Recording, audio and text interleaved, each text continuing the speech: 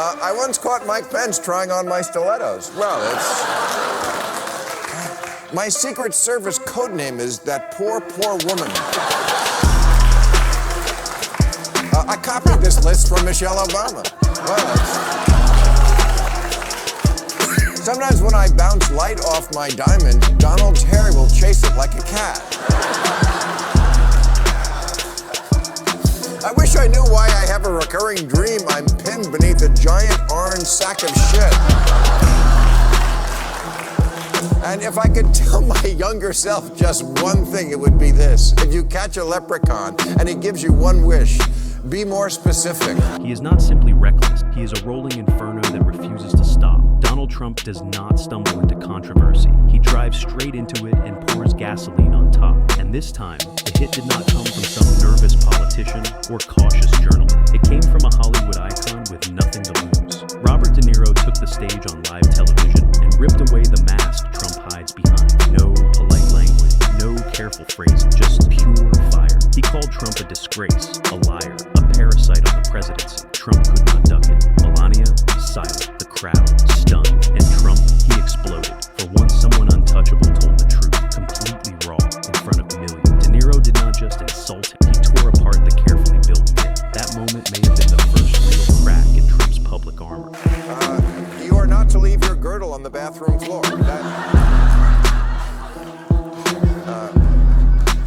You are not to ask for hand. You are not allowed to eat Wendy's in bed. Tell Wendy I can hear her.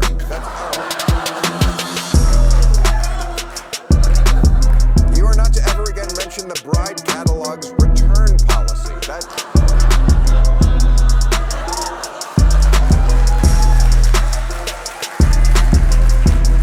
His name is Barron and he's our son. Stop asking who's the kid.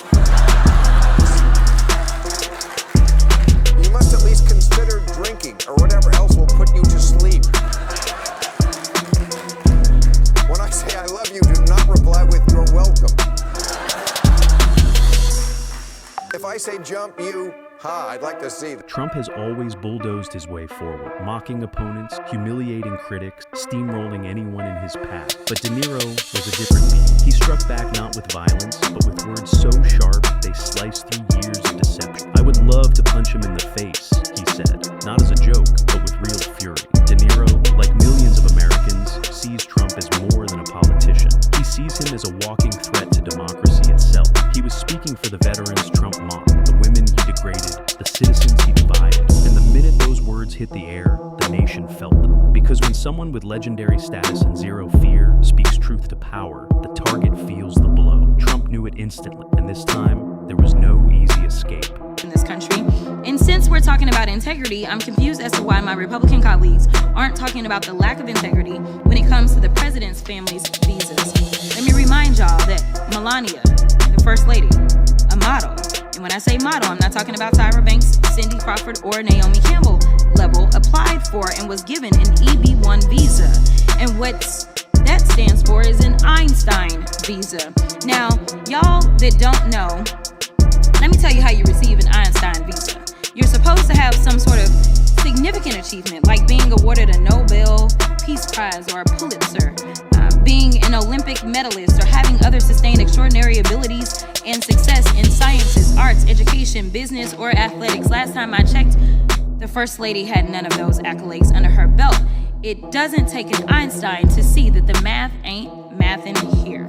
Trump reacted the only way he knows how, like a predator cornered. He launched a flurry of online attacks, branding De Niro a washed-up actor, a lunatic, an irrelevant old man. But each insult only made Trump look more rattled. This was not strength, it was panic. Meanwhile, De Niro stood unshaken, refusing to engage in the mud fight. This was never a celebrity feud, it was a public reckoning. Trump could not silence it, could not intimidate it. Suddenly, the so-called aura of dominance surrounding Trump began to crumble. De Niro had stripped away the image to reveal the desperate man underneath. This was not just a bad press moment for Trump, it was a televised unraveling that the world watched in real time. Melania Trump has been in the news a lot lately. I was talking about her in the monologue, and she's on the cover of Us Weekly with this cover, my side of the story. But they left out my favorite feature in Us Weekly, which is the 25 things you don't know about me. Do you read about this? All the stars do it. Tim Gunn has done it. If you have his, he'll be out here in a minute. And I did it.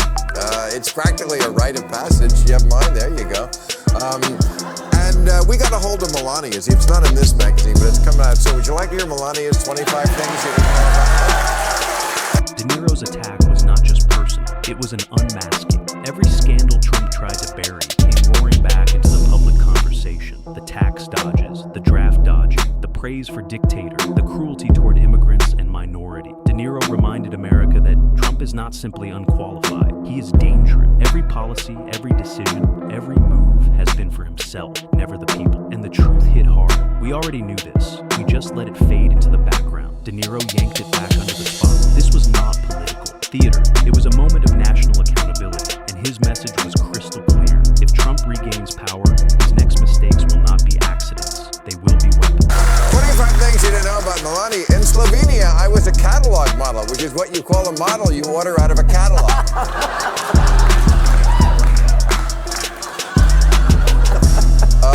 I have no first language. I hope I inspire little girls everywhere to marry for money. Oh, that's so sweet. Every time I look at my husband, I'm reminded of the Slovenian national dish. A fat, greasy sausage filled with cheese. What made De Niro's strike cut so deep was its authenticity. There was no teleprompter, no carefully crafted applause line, just unfiltered rage aimed at the heart of corruption. A man who has witnessed America's triumphs and failures stood there, eyes burning, declaring, "Trump is a pig," and the silence afterward, it was not awkward, it was electric, because everyone knew he meant every syllable. De Niro voiced what journalists tiptoe around, what politicians whisper in private. In that instant, millions woke up. Clips flooded every news outlet, social media lit up. This was not acting, it was raw truth, screamed at full volume. And when someone with decades of respect behind them speaks like that, even the biggest liars start to shake. We don't have fights. I know we don't disagree on things. We disagree, but that's okay. That's very good in the relationship. I'm my own, with my own brains. He's with his own brains. So it never gets heated? No. You've never an argument. No. I tell him my way, and he accepts that, and I tell him, what I think, and he's the same. He thinks what he thinks. I love that. She didn't say they don't argue. She has a different definition of it. You have to realize a 24-year age gap, the 28 and he was 42. That's a different level of maturity. Dating a dad, like a grown man who's already made so many dumb mistakes, his temperament's gonna be different. It wouldn't be the case if she married a guy her own age. It'd be very different. Trump's response was instant and frantic. He fled to Truth Social, firing off post after post, mocking De Niro's career, questioning his relevance, calling him a puppet of the fake news. But the desperation bled through every sentence. Because if De Niro had truly been irrelevant, Trump would not have cared. The attack clearly pierced him. His rage was not strength, it was fear. The press replayed De Niro's words over and over. Hashtags exploded online. Even within Republican circles, the usual loud defense went quiet. De Niro had done what months of hearings and investigations could not. He shattered the illusion that Trump was untouchable. When Trump ran in 2016, it was like a joke. This buffoon running for president. No, never could happen. We'd forgotten the lessons of history that showed us other clowns who weren't taken seriously until they became vicious dictators. And now he's promising to use our own military to attack U.S. citizens. That's the tyrant he's telling us he'll be. This is the time to stop him by voting him out once and for all. You're not going to intimidate. That's what Trump does, to try to intimidate. We have to fight back. We're in a state, we're trying to be gentlemen in this world. The Democrats. You are gangsters. You are gangsters. De Niro's words did not reveal anything new. They forced the country to remember what it wanted to forget. The chaos, the corruption, the open cruelty. The moments that once filled front pages had faded into the noise of daily outrage. But De Niro Trump mocking prisoners of war, bragging about assault, encouraging violence. These were not rumors. They were recorded, undeniable facts. And when De Niro shouted them without filters, it ripped away the illusion of normalcy that had crept back into public opinion. America remembered why it had feared a Trump presidency in the first place, and once reminded, there was no unseeing. We understand that this is a political persecution. That was evidenced today. Today, by the Biden campaign themselves holding a rally here. They bring in Robert De Niro, who was shot down, but apparently he needs attention because it's been a while since he's cranked out a good movie. Even Trump's most loyal backers felt the tremor, but the most deafening silence came from inside his own home. Melania had nothing to say, no public defense, no supportive appearance. While De Niro dismantled Trump's image live on TV, she simply disappeared. And in politics, silence is never just silence, it is a signal. De Niro did not need to mention her name for the point to land. The rot was not only in the White House, it was in the walls of Trump's own marriage. The man who promised to save America could not even keep his own household intact. Her absence was louder than any insult. I don't mean to scare you. No, wait, maybe I do mean to scare you. If Trump returns to the White House, you can kiss these freedoms goodbye that we all take for granted. And elections, forget about it. That's over. That's done. If he gets in, I can tell you right now, he will never leave. He will never leave. You know that. He will never leave. What does that mean? Is that the country we want to live in? Do we want him running this country and saying, I'm not leaving, I'm dictator for life? De Niro's speech was not a history lesson, it was a warning, shot at the future. Trump is openly promising mass deportations, political purges, and total control over law enforcement. He does not hide it, he brags about it. De Niro's urgency was not overblown. This is how authoritarian leaders rise, by normalizing extreme promises until they become reality. If Trump returns, it will not be about fixing the past. It will be about crushing opposition entirely. De Niro has been watching American politics long enough to recognize the sign. And in that moment, he shouted for the nation to wake up before it was too late. America's Philistine president has had himself appointed head of one of our premier cultural institutions. He has cut funding and support to the arts, humanities, and education. And now he has announced a 100% tariff on films produced outside the U.S. Let that sink in for a minute. You can't put a price on creativity, but apparently you can put a tariff on it. Of course, this is unacceptable. All these attacks are unacceptable. And this isn't just an American problem. It's a global one. Unlike a film, we can't just sit back and watch. We have to act, and we have to act now. Without violence, but with great passion and determination. Trump's image is collapsing, and the cracks are widening. The fake toughness is fading. The loud bluster now sounds like pure desperation. And De Niro's dismantling pushed him over the edge. The clip did not go viral because it was outrageous. It went viral because it felt like the truth people had been avoiding. The strongman image, gone. The idea that he is in control, slipping fast. What America saw was not a leader. It was a man terrified of losing relevance. De Niro held up a mirror, and the reflection was pathetic. Every angry post Trump makes now only confirms the picture. The former Chief of Staff, General Kelly, reminded us that Trump admires Hitler and ridicules our American troops who died for us. He mumbles, he stumbles, and blubbers on, exhibiting clear signs of dementia. He promoted the Project 2025 agenda. That's all in 1 week. All in 1 week. Meanwhile, Kamala Harris has plans, real plans, not concepts of plans. She's got a plan to help workers in the middle class with an opportunity economy. She'll lower their taxes. Trump will raise them. He says it all the time. He's going to raise them. For his rich friend, plan to be the president for all Americans.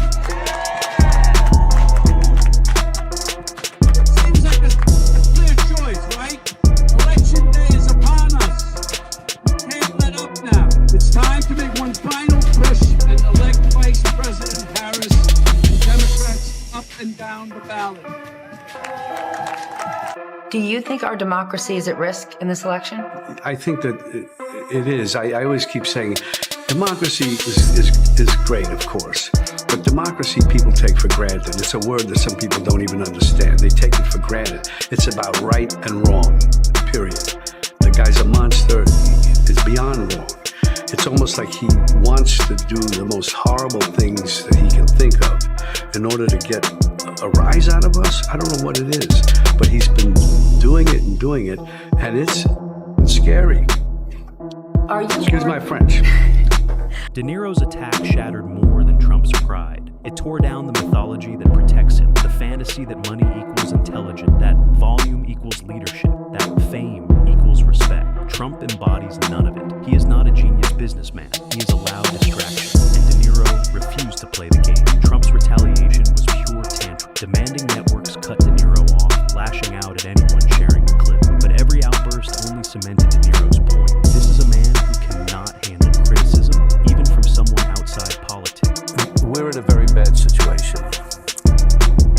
I remember you and I about 5-6 years ago talking down at the Spring Studios, something about, I said, what just happened. No, it didn't. It didn't happen. It's all about truth. And what we have here is a denial of truth all over the place. And even the speech that he made after is insane. It's just insane, and I'm very, very concerned about it. I think we all are. It's insane. So that's why I felt I had to do something, say something about it, to go on record. Trump's most dangerous quality is not what comes out of his mouth. It is what people allow to slide. That was the heart of De Niro's message. Trump talks about jailing political opponents, praises dictators, encourages mob violence, and millions shrug. De Niro broke that silence, calling it what it is, complicity. Every unchecked moment of lawlessness is another step toward collapse. His speech wasn't just aimed at Trump. It was aimed at the enablers, the opportunists, and the distracted public. This was not entertainment. It was a challenge. Speak now or lose everything that matters. America's Philistine president has had himself appointed head of one of our premier cultural institutions. He has cut funding and support to the arts, humanities, and education. And now he has announced a 100% tariff on films produced outside the U.S. Let that sink in for a minute. You can't put a price on creativity, but apparently you can put a tariff on it. Of course, this is unacceptable. All these attacks are unacceptable. And this isn't just an American problem, it's a global one. Unlike a film, we can't just sit back and watch. We have to act, and we have to act now. Without violence, but with great passion and determination. It's time for everyone who cares about liberty to organize, to protest, and when there are elections, of course, to vote. Vote. Tonight and for the next 11 days, we show our strength and commitment by celebrating art in this glorious festival. Liberté, égalité, fraternité.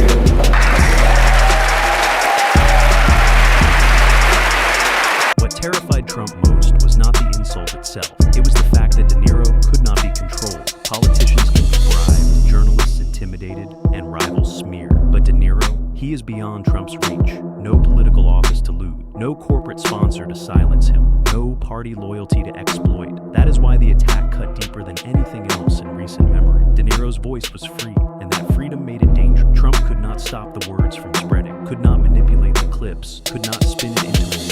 In that moment, he faced something. He hates more than criticism, truth without a price tag. In my country, we're fighting like hell for the democracy we once took for granted. And that affects all of us. That affects all of us here because the arts are democratic. Art is inclusive. It brings people together. Like tonight, art looks for truth. Art embraces diversity. And that's why art is a threat. That's why we are a threat to autocrats and fascists.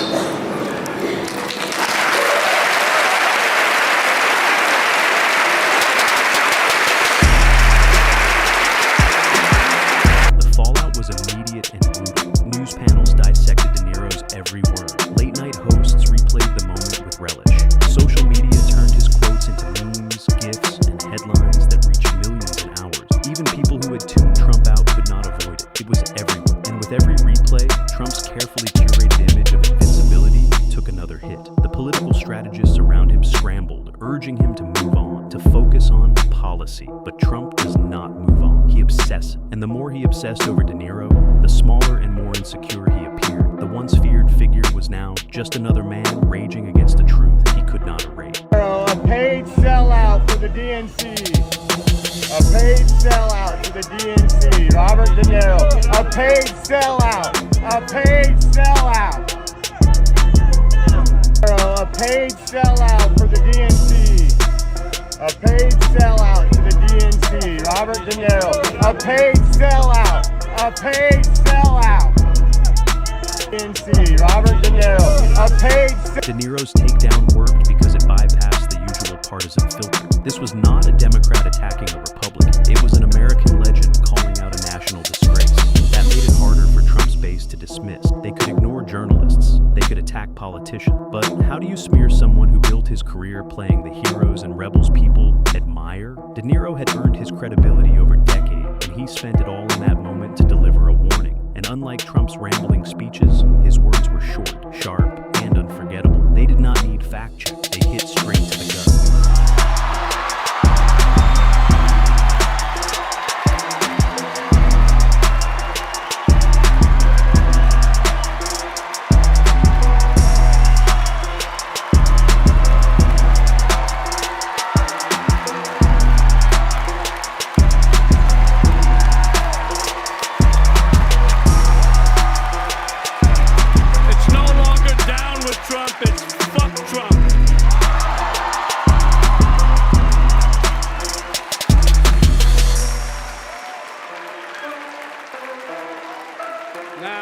To this. Trump's allies tried damage control. They claimed De Niro was irrelevant, that no one cared about Hollywood elites. But the reaction told a different story. If he truly did not matter, Trump would have ignored him. Instead, Trump dedicated multiple posts, interviews, and rallies to lashing out at him. That gave the story more oxygen. It ensured De Niro's words would live longer, reach further, and cut deeper. The irony was almost poetic. Trump, the self-proclaimed master of media, had amplified the very attack he wanted to bury. By trying to crush De Niro's message, he accidentally turned it into one of the most replayed political moments of the year. This might have been the first time he wrote about you. Robert De Niro, a very low IQ individual, has received he spelled two wrong, many shots to the head by real boxers in movies. I watched him last night, truly believe he may be punch drunk, and then he says, at the end he says, "Wake up, punchy," he says to you. And that's not the only time, and he moved over to Truth Social. Robert De Niro, whose acting talents have greatly diminished, with his reputation now shot, must even use a teleprompter for his foul and disgusting language. So disrespectful to our country. Now, in all fairness to the former president, is that true? Do you have to use a teleprompter when speaking about President Trump? Or are you able to just kind of riff on your thoughts on him?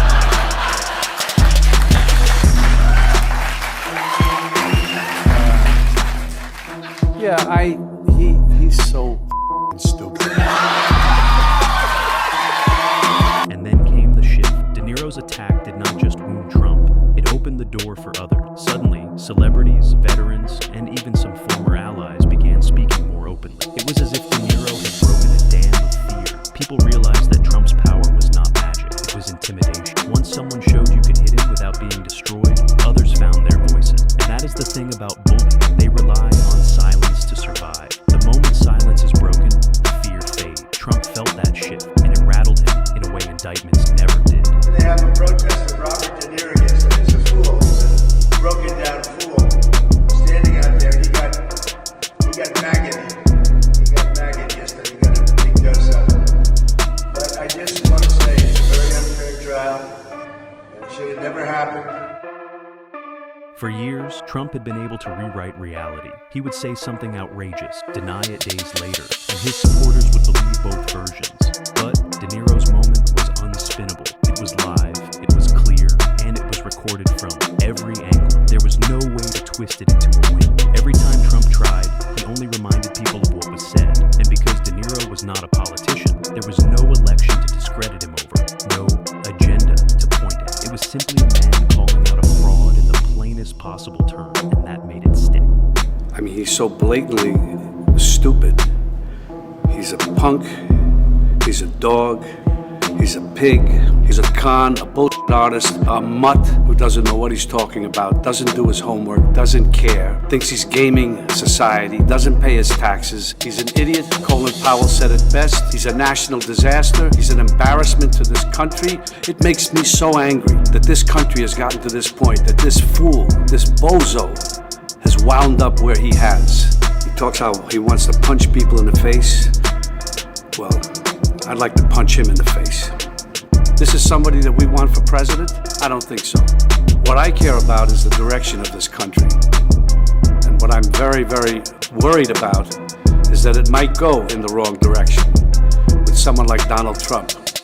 If you care about your future, vote for it. The deeper truth behind this moment is that Trump's greatest fear is not prison, it is irrelevance. Prison would make him a martyr in the eyes of his follower, but being ignored, being mocked, that is the kind of wound he cannot heal. De Niro's attack was a direct hit on Trump's ego, stripping away the illusion of dominance and leaving him exposed as a man whose influence is fading. And in politics, once the aura of inevitability disappears, so does the power. That is why Trump fought so hard to bury this moment, because it was not just an insult, it was a prophecy of his decline. In my country, we're fighting like hell for the democracy we once took for granted. And that affects all of us. That affects all of us here because the arts are democratic. Art is inclusive. It brings people together. Like tonight, art looks for truth. Art embraces diversity.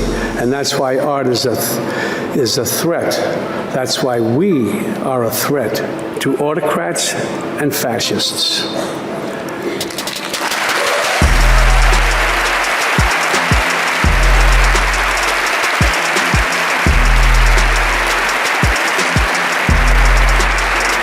America's Philistine president has had himself appointed head of one of our premier cultural institutions. He has cut funding and support to the arts, humanities, and education. And now he has announced a 100% tariff on films produced outside the U.S. Let that sink in for a minute. You can't put a price on creativity, but apparently you can put a tariff on it. Of course, this is unacceptable. All these attacks are unacceptable. And this isn't just an American problem, it's a global one. Unlike a film, we can't just sit back and watch. We have to act, and we have to act now. Without violence, but with great passion and determination. It's time for everyone who cares about liberty to organize, to protest, and when there are elections, of course, to vote. Vote. Tonight and for the next 11 days, we show our strength and commitment by celebrating art in this glorious festival. Liberté, égalité, fraternité.